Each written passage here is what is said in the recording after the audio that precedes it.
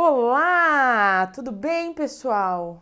Eu estou sozinha aqui, abandonada devido ao isolamento social, sem Fernanda. Mas como ela andou fazendo coisas lindas na casa dela, eu resolvi tomar vergonha na cara e também vir trazer algum conteúdo para vocês. E como a Fernanda sempre brinca que eu sou meio professor pardal e gosto dos termos técnicos, vou falar hoje de quê? De ferramenta, de uma ferramenta que é o sonho de consumo de uma galera. Mas antes, se você não é inscrito aqui no canal, vai lá e se inscreve, ativa o sininho para você receber notificação dos vídeos novos que a gente tem sempre aqui e curte esse vídeo. Mas eu tenho certeza que você vai curtir esse vídeo, porque como eu disse, é uma ferramenta que é sonho de consumo de uma galera, que é o pinador.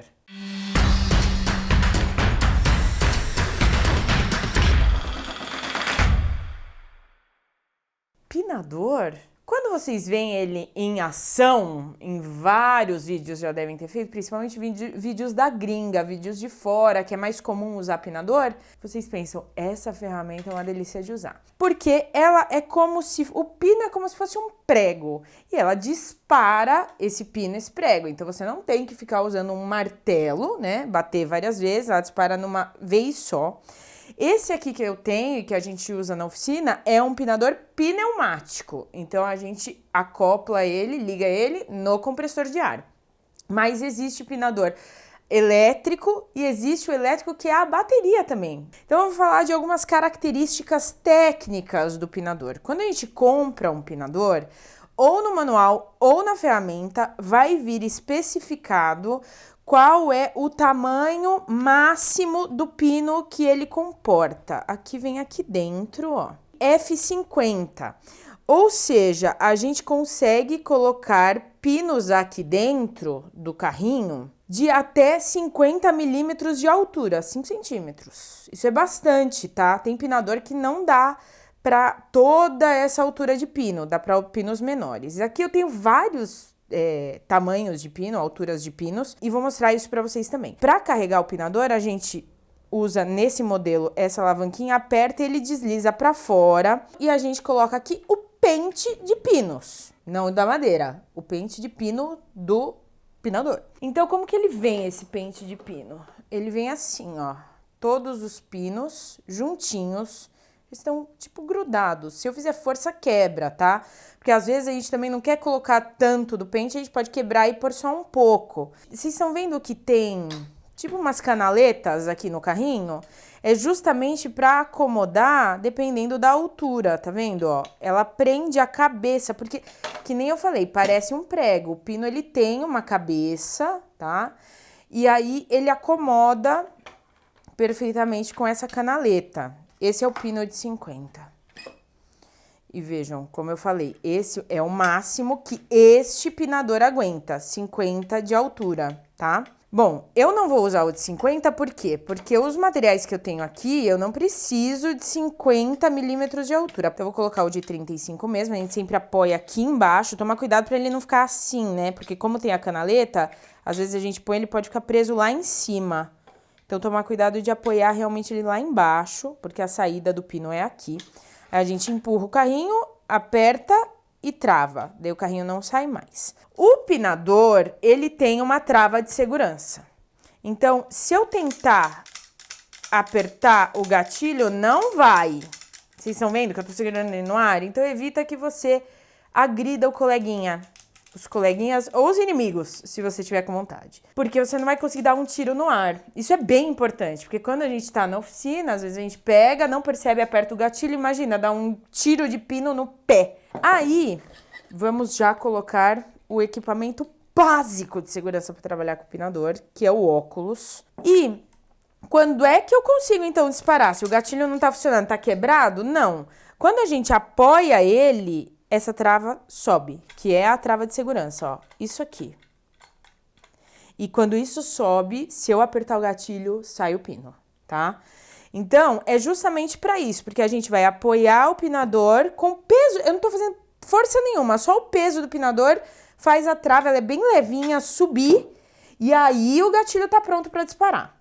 Também é importante olhar no manual ou nas especificações do modelo, que podem vir às vezes em etiqueta na própria ferramenta. Deixa eu ver Ixi, o meu é velho, a etiqueta já tá toda apagada. Mas se eu entrar provavelmente no site do fabricante, deve ter essa especificação. Aqui a gente tá tão acostumado, você tem que colocar ali na regulagem da pressão da saída do compressor o equivalente que precisa para essa ferramenta funcionar.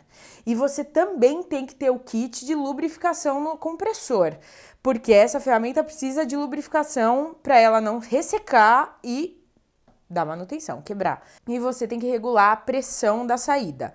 Porque se você deixar muito baixa essa pressão, o pino não entra inteiro. Ele tende a ficar com uma cabecinha, uma pontinha da altura dele para fora da madeira. E aí você vai ter que cortar com um alicate, um serrote e depois limar para dar um acabamento.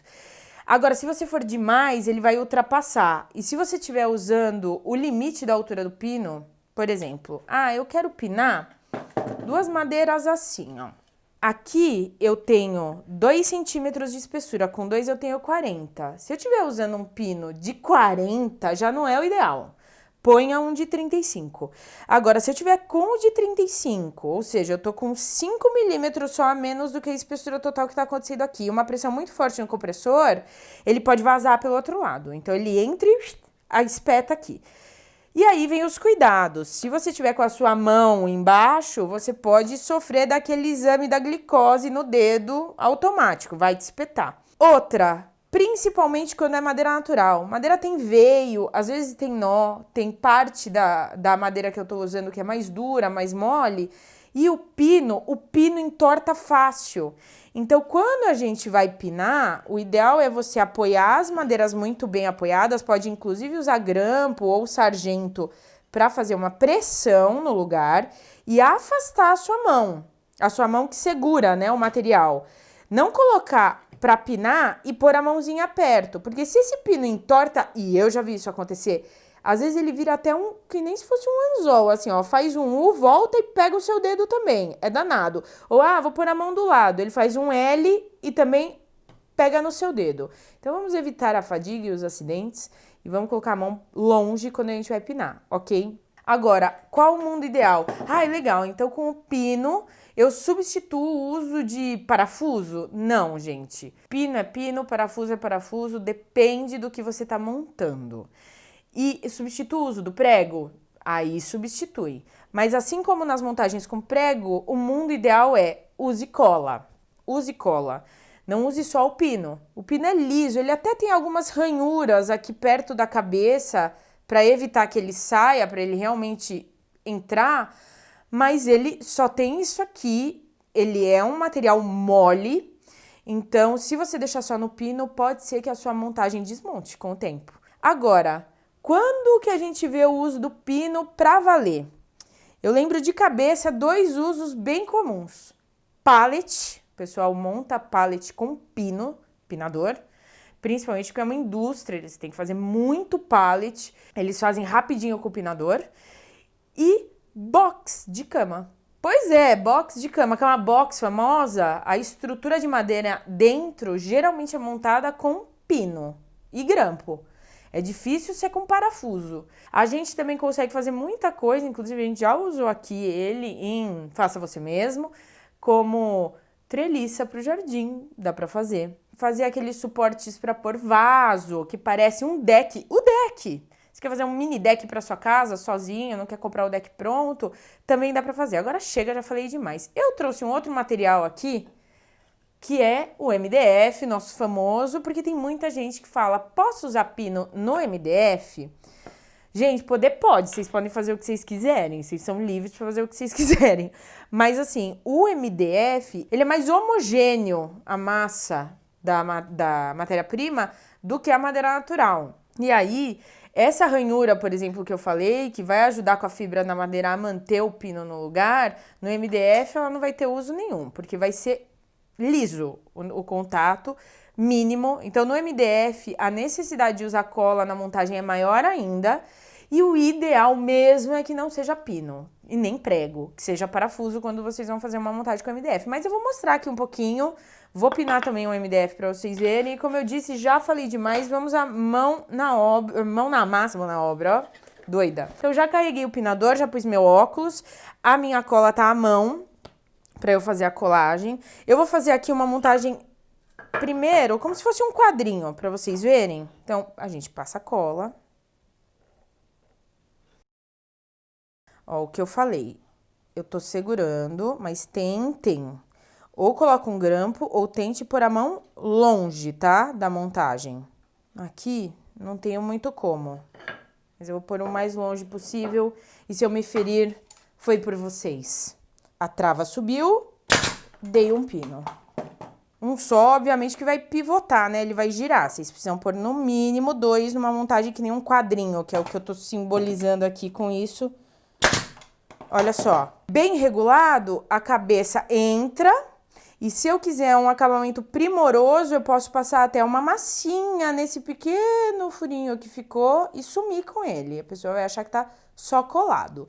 Vou fazer mais pra vocês verem. Seguro aqui. Mão mais longe possível. Prendi. Vejam como a trava sobe. Disparou.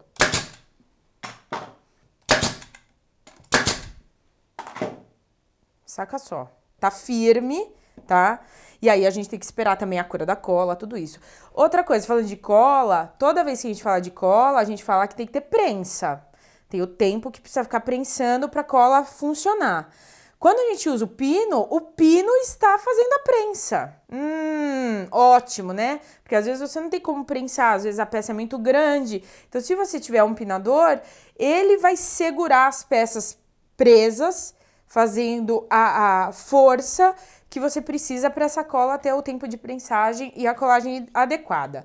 MDF, deixa eu mostrar para vocês, vou fazer vou pinar seco, mas só pra vocês verem que assim, vocês vão falar, Letícia falou que não dá. Que dá. Mas não é o recomendável. Ó, esse segundo já foi com mais firmeza. Essa posição é sempre a melhor de trabalhar, né? De cima pra baixo, porque você tem, além da gravidade que te ajuda, você faz a força melhor, mais ergonômico. Bom, é isso. Se vocês tiverem mais dúvidas sobre pinos, pinadores e ferramentas e marcas e como pinar, escrevam aí nos comentários, vocês sabem que a gente sempre tá de olho, sempre responde vocês. E mandem as ideias aí, perguntem o que vocês quiserem sobre pinador, que a gente responde. Até a próxima!